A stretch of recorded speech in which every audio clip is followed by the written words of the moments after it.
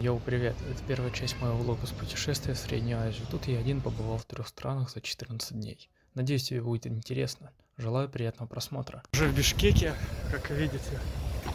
Сейчас доеду до города и посмотрим, что здесь можно посмотреть.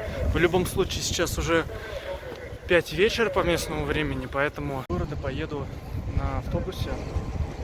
Погода, кстати, здесь такая же, как и в Москве, примерно 12 градусов тепла.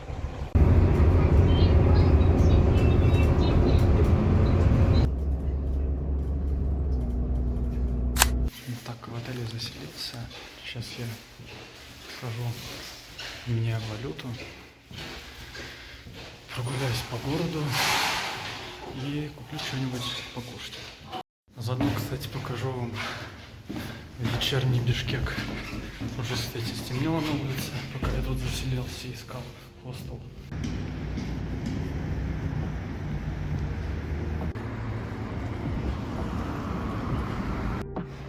Думаю, как раз таки прогуляться по проспекту, а потом я уже ближе к хостелу зайду, покушаю и куплю на завтрак поесть.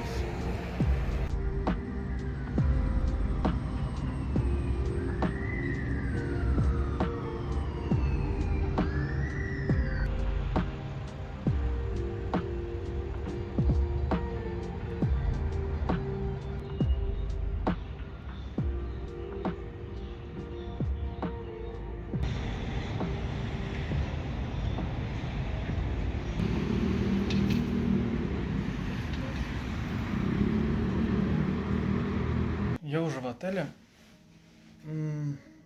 прогулялся по Бишкеку, немного устал, у меня болит голова, но в целом все в порядке. Сейчас попью чаечек и лягу спать. Завтра у меня по плану доехать до парка Аларча, там походить по горам и вернуться также сюда и обратно, тоже отдохнуть. Сегодня весь день потратил на дорогу. В Бишкеке, как я уже говорил, время плюс 3 часа по сравнению с московским. День прошел прям очень быстро. Мне это сразу в глаза бросилось. И на организме это заметил.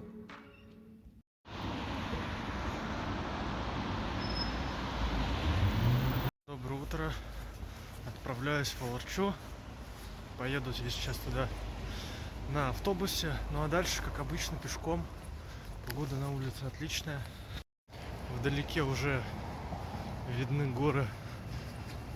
Прям четко просматриваются. Сейчас, если будет момент, покажу. Так, кстати, по погоде намного теплее, чем вчера вечером.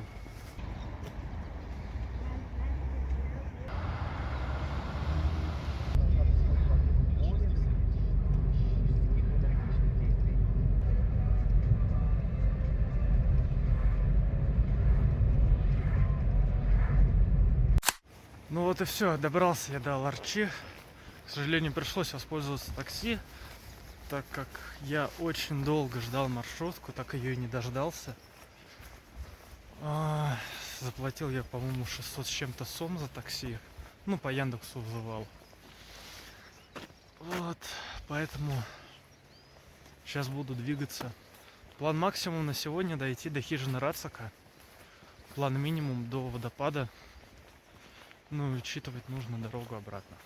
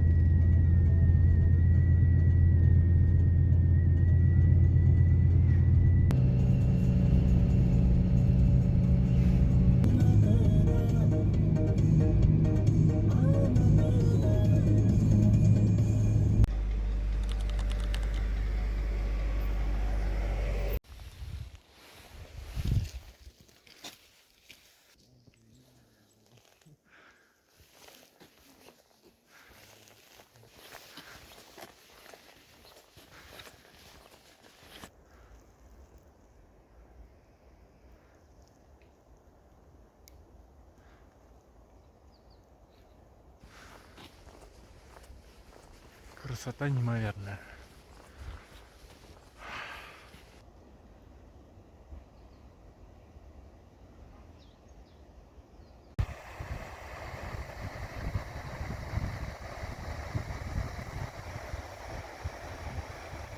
Буду подниматься, снимать не буду, потому что мне идти вон туда, поэтому включусь, когда уже буду там, либо чуть выше.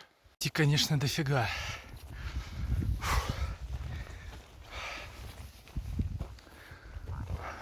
Но я справлюсь. 20 минут, за сколько? Сейчас, часы. А за 25 минут забрался я. Иду обратно, ой, не обратно, в сторону хижины Рацика. Вспотел нереально.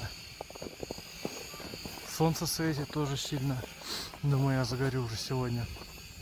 Виды отличные. Смотрите на эту красоту. Правда, стройка тишину нарушает, но ничего. Сейчас я дальше чуть отойду, и будет идеально тихо. Вдалеке Аксайский водопад, замерзший, до него еще идти, так как и до хижины. Я надеюсь, что все-таки дорога вниз пойдет. Опасно, капец, тут лететь и лететь на самом деле.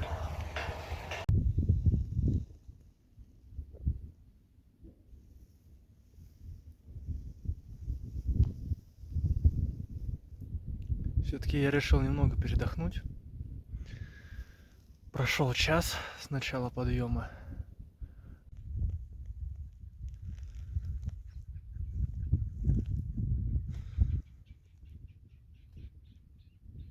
С той стороны нужно было идти.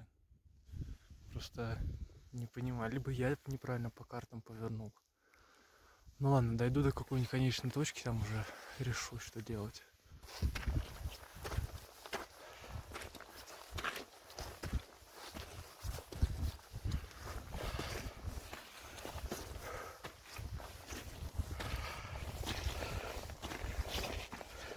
Это капец какой крутой подъем.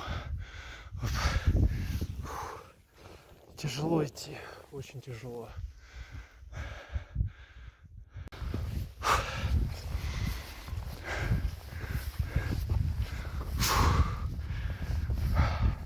Вон там я был внизу, всего лишь каких-то 3 часа назад. Ну и вот за 3 часа забрался. Жалко, конечно, что до хижины Рацика не дошел. Но я что-то не смог найти эту тропинку. Сейчас буду вниз спускаться, посмотрим сначала привал. Кстати говоря, в сторону Бишкека вид, как будто в Майнкрафте мир не отрисовался еще. Ничего нету, пустота.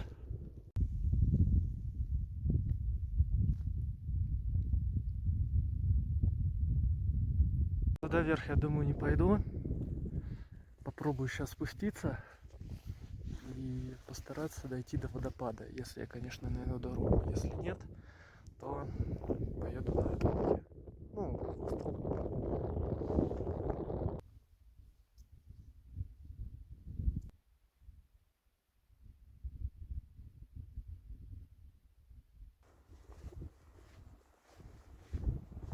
вот здесь как раз было разветвление, которое я не заметил. Направо и налево, куда пошел я. И получается, вот эта тропинка, она как раз таки вела к водопаду. Дальше я опять же таки не знаю, как там добираться вверх, но это определенно вон туда ползти. Сейчас я увеличу. Я так понимаю, вот так вот и туда, в сторону ледника.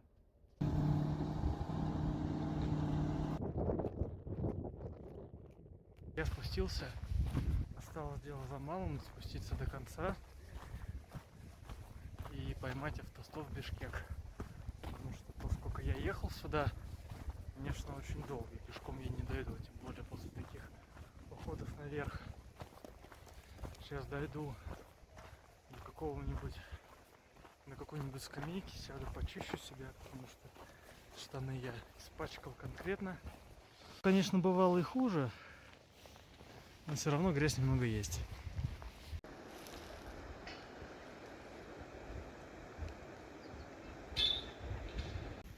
был где-то он на том склоне. Может, даже чуть выше. Так, ну в целом дошел до начала парка. Вон до самого здания.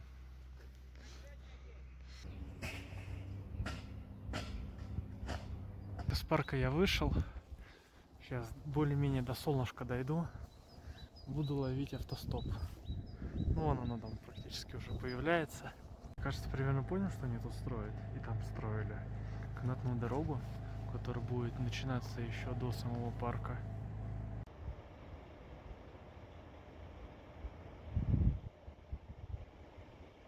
Вернулся обратно. Где-то вечером это было. Прилично так устал, думаю, завтра будут болеть ноги. Но ничего страшного. День третий. Сегодня я еду на каньоны Конор-Чек. Сейчас нужно до них добраться на маршрутку. С маршрутки на автовокзал. С автовокзала меня должны высадить там, где надо. Погода в целом такая же, как и вчера была с утра. Я уже горы вижу, в которые ездил тоже вчера. Вдалеке они просматриваются, прям как выходишь из хостела, сразу видны. Так, ну и по вчерашнему дню попа болит у меня и ноги. Но это было ожидаемо. За вчерашний день 32 тысячи шагов находил.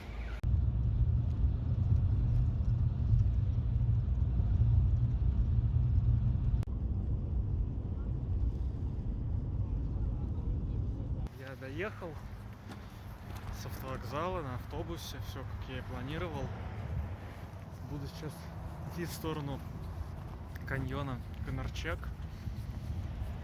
На форуме писали, что займет где-то час до него идти. Ну сейчас, в общем-то, посмотрим, сколько до него идти вправо. Вокруг уже горы. Вон,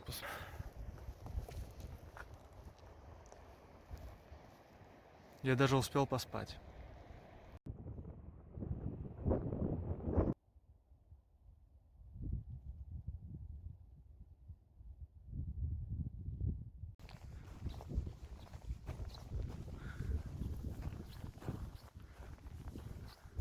Дальше идешь к каньону, тем больше он сужается.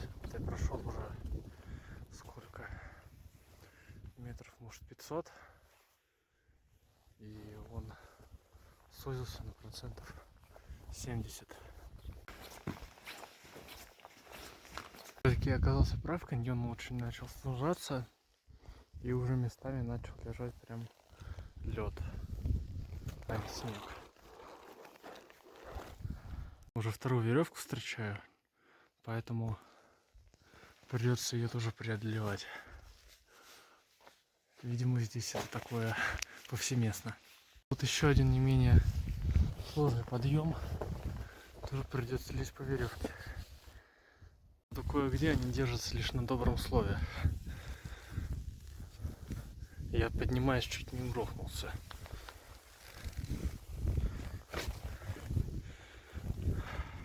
Но не везде канат. Есть, где он нужен. Тут пришлось сбоку обходить. Ну вот он, каньон Конор-Чек. За минут 50 я дошел от дороги.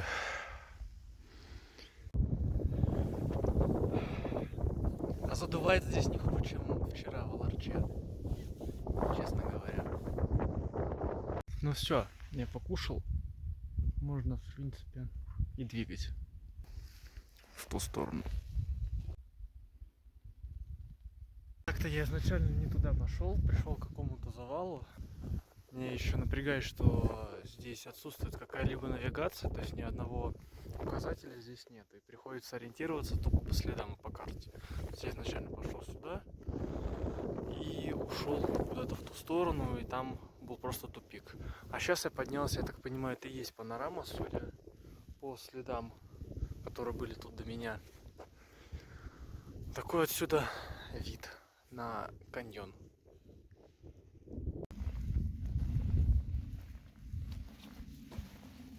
Нашел себе палку. Буду пока сегодня с ней ходить.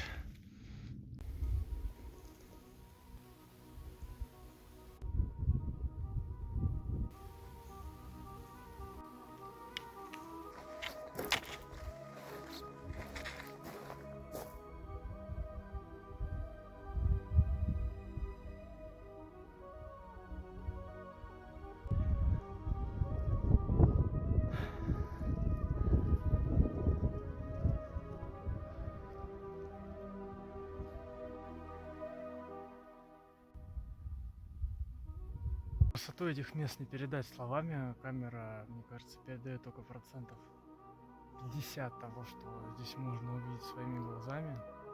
Здесь совершенно нету людей. То есть за время нахождения сейчас на каньоне я не встретил ни одного человека. То есть я здесь совершенно один. Вокруг таких прекрасных, замечательных, шикарных видов. Так, ну в целом, что мог, то посмотрел, ориентировался на свои возможности и силы, а также на время, чтобы я не поздно ночью возвращался в Бишкек. Поэтому сейчас я буду спускаться обратно к дороге. Если будет что-то красивое, связанное с природой, остановлюсь, засниму. А так, в принципе, все.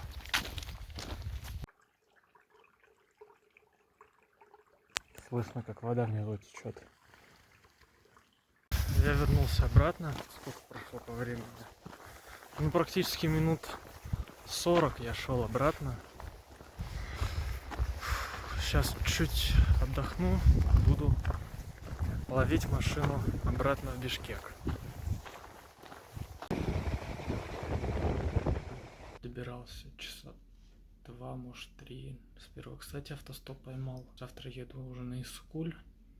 Сейчас собираю окончательные вещи. Завтра, может быть, где-то днем буду выезжать уже. Вот рюкзак собираю сейчас в процессе. Нужно еще поужинать. И, в принципе, можно уже ложиться спать. The next morning.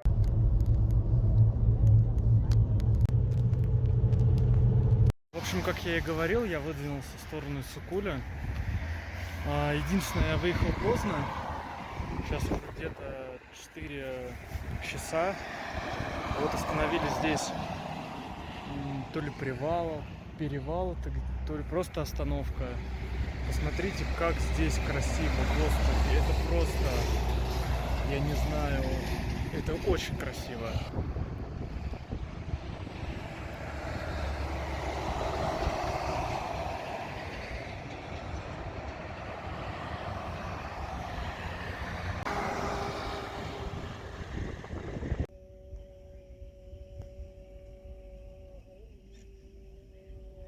Короче, своего хостела на карте я вообще не нашел. Там стоит какой-то частный дом. Сейчас дойду до магазина и буду, походу, ловить машину в Каракол. Нашел я место, где переночевать в Караколе. Сейчас ночую здесь, а не в Тосоре, как я изначально планировал.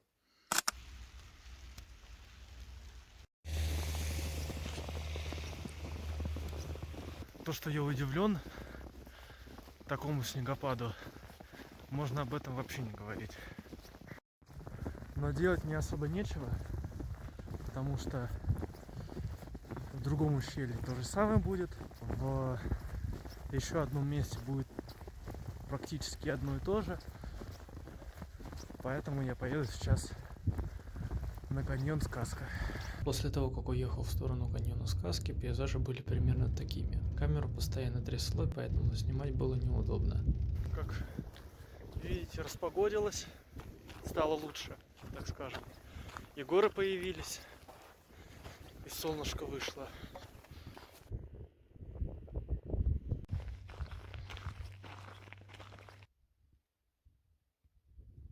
Я уже почти пришел.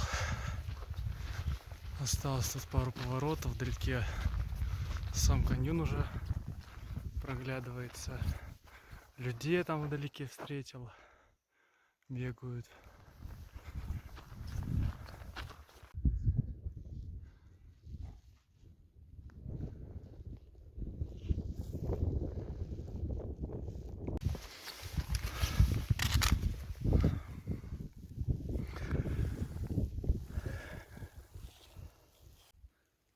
На каньоне можно было забраться на самую высокую точку за минут 30, чем я, в принципе, решил заняться. Забираюсь вон до той точки. С нее, думаю, будет лучший вид на Иссык-Куль.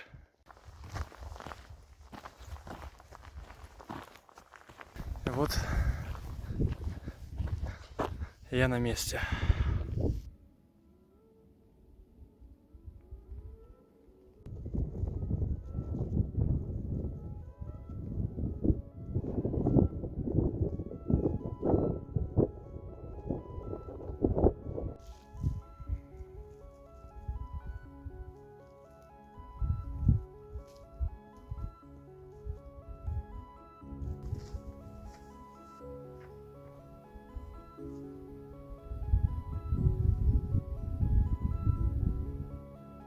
Здесь намного красивее, чем на каньоне Конарчек.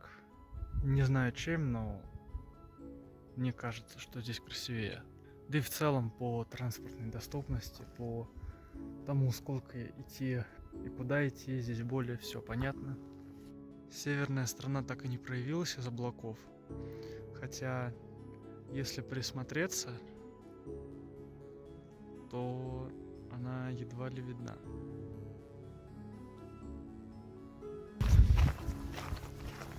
Иду обратно.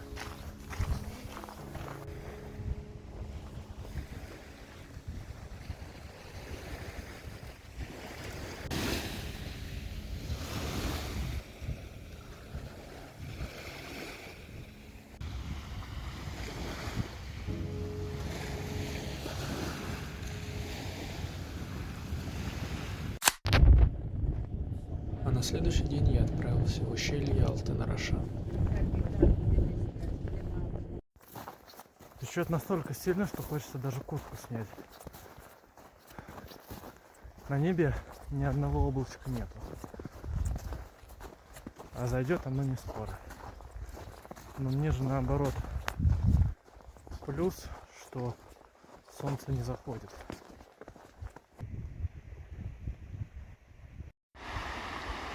Вот заветная табличка. Правда, она до озера Алаколь. Высокогорное озеро, которое находится на высоте 3500. Но мне только до Алтын-Арашана идти. Пишет 3 часа 30 минут. Время сейчас начало 12-го. Кстати, к дизайну табличек у меня претензий вообще нету. Очень все информативно и, главное, эстетично написано на 3 языках.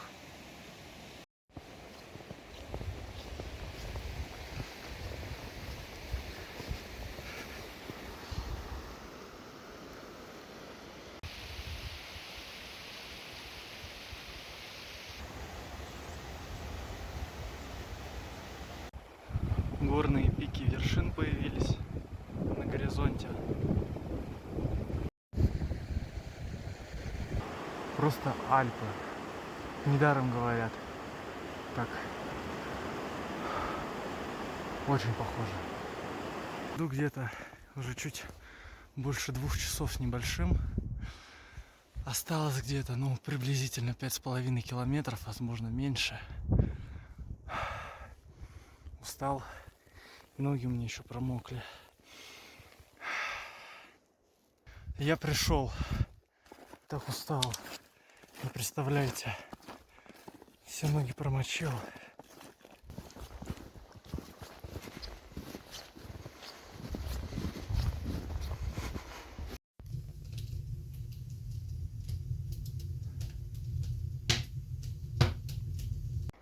Очень красиво.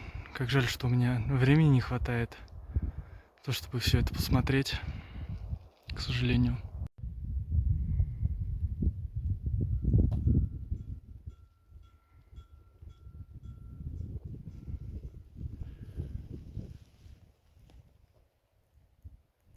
Ужасно я устал, чтобы мне еще сказать. Пока сижу здесь в ресторане, заказал себе поесть, я не ел вообще весь день нормальной еды, если только вот с утра. Вот такой у меня сегодня ужин. Думаю, заслуженно. Иду сейчас к станции автовокзала.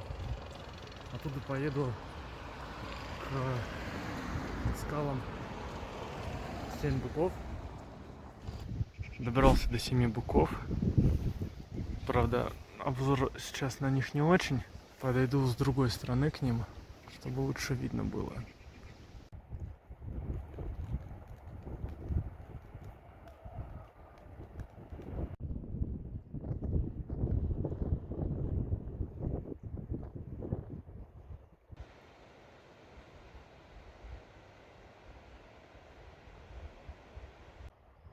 Ну, во-первых, это красиво. А во-вторых, даже не найду.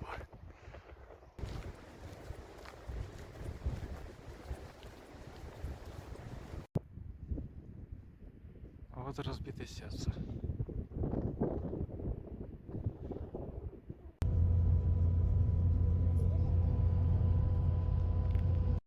Доброе утро. Еду в Узбекистан. Вчера вечером приехал в Бишкек. Вечером уже сил не было практически, устал от дороги.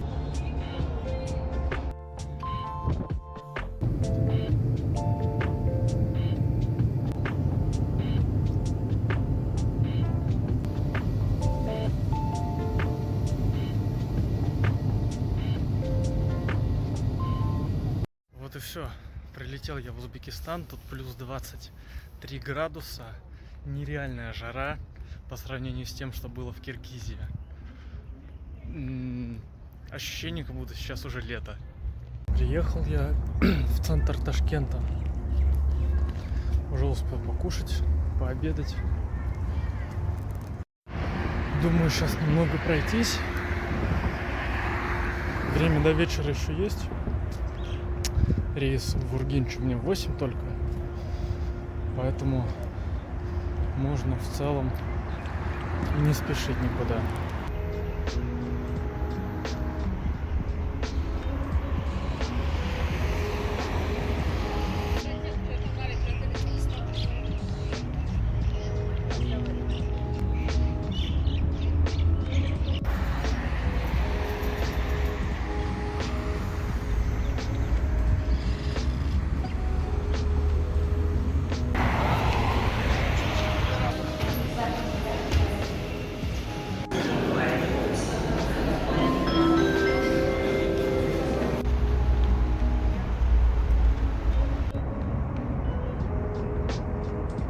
Машины, кстати, все практически китайские и японские здесь. Наших практически нету. По крайней мере, я не видел. Вдалеке горы виднеются, как и в Бишкеке. Но мне кажется, еще дальше.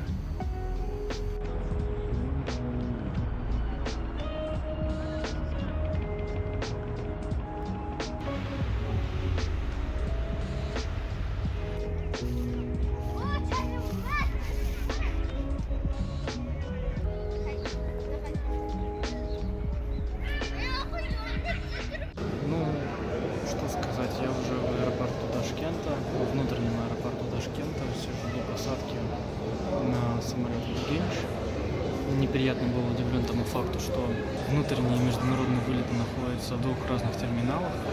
Пришлось в быстром темпе менять аэропорт. По самому городу скажу, что удалось погулять, но не везде.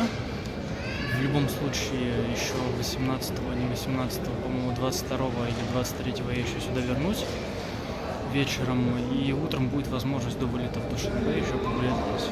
Поэтому наверстаю упущенное в любом случае. А также понравилась погода и то, что тут есть метро, это очень удобно. Передвигаться из одной части города в другую. Про погоду скажу, что здесь было 27 градусов. Очень вспотел, когда гулял по городу, потому что достаточно тяжело было это все. С моим рюкзаком-то тем более. На этом первая часть подходит к концу, а вторая выйдет совсем скоро.